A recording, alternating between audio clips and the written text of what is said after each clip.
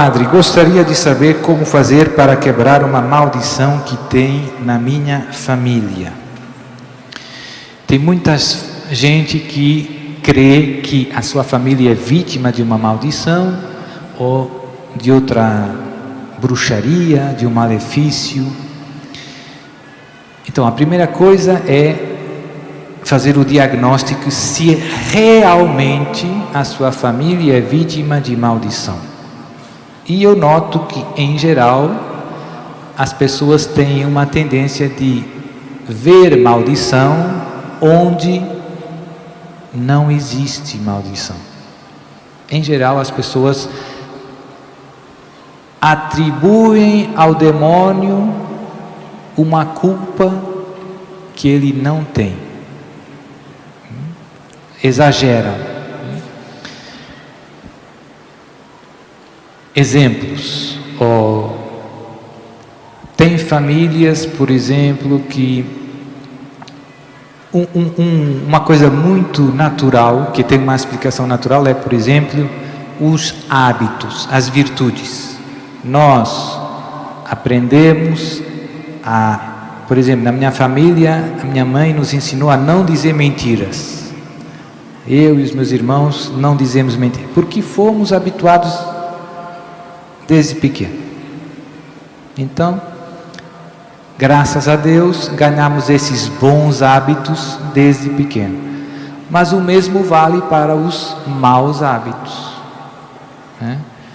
Então, tem famílias em que todo mundo grita, ou todo mundo bebe, ou todo mundo diz coisas sem pensar, né? Então, são vícios que passam de geração em geração. E o demônio é o culpado? O demônio alimenta tudo isso, mas não é que há uma maldição extraordinária, especial. Há o combate que todos os homens têm contra a tentação e contra os vícios, contra os maus hábitos. Os maus hábitos e os bons hábitos têm uma explicação muito social. Nós somos filhos do mundo em que vivemos, da família, do ambiente, da cidade, do país, do mundo. Isso teve um grande peso na nossa maneira de ser. Então, e uma maldição diabólica, como se manifesta? Os distúrbios diabólicos se manifestam com factos estranhos, não normais, coisas muito estranhas, né?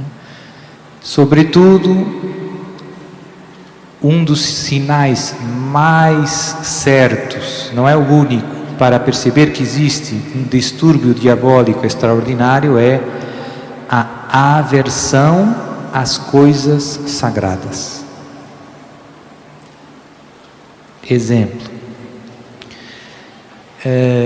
Padre, eu não vou nos funerais, não vou no cemitério.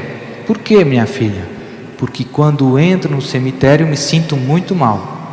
Dores de cabeça, enjoada, tenho que sair logo, vontade de gritar.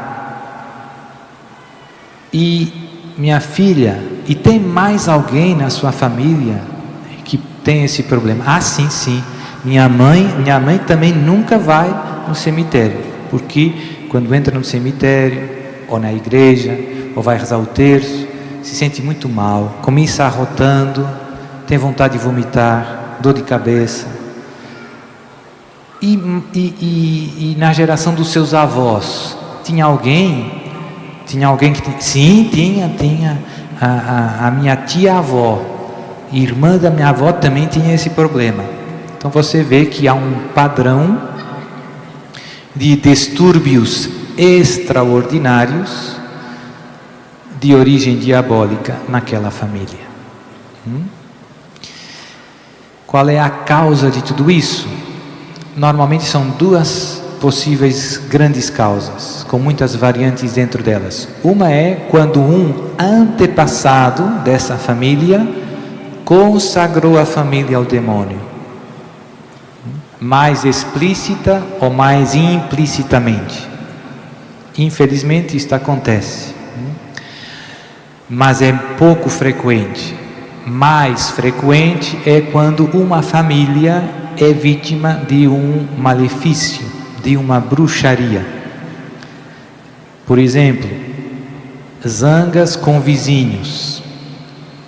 E então um dos vizinhos vai na magia negra e faz uma bruxaria contra a família toda, não só contra uma pessoa, mas contra eles e todos os seus descendentes.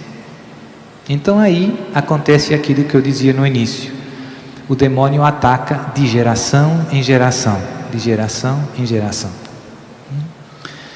Então, quando surgem esses distúrbios extraordinários, o que eu devo fazer para quebrar esse malefício, essa maldição, essa praga? A solução para esses problemas é viver uma vida na graça de Deus. Então a primeira coisa é fazer uma boa confissão, voltar aí na missa, comunhão. Se a sua vida estiver cheia de Jesus, de Deus, imagine quem não vai poder fazer nada contra você. Então não é só uma questão de ir no padre exorcista e o padre reza e fica tudo bem. É uma questão de conversão de vida. Você tem que deixar Deus entrar no seu coração. E muitas vezes acontece uma coisa curiosa.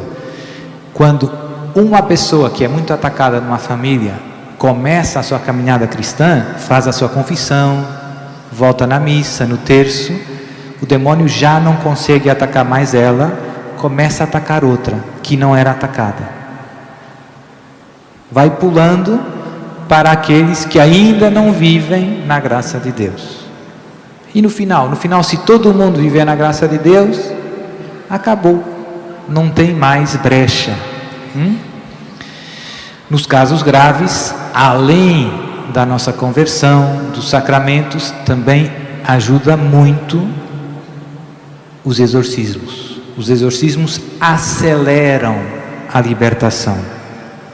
São meios extraordinários para problemas extraordinários.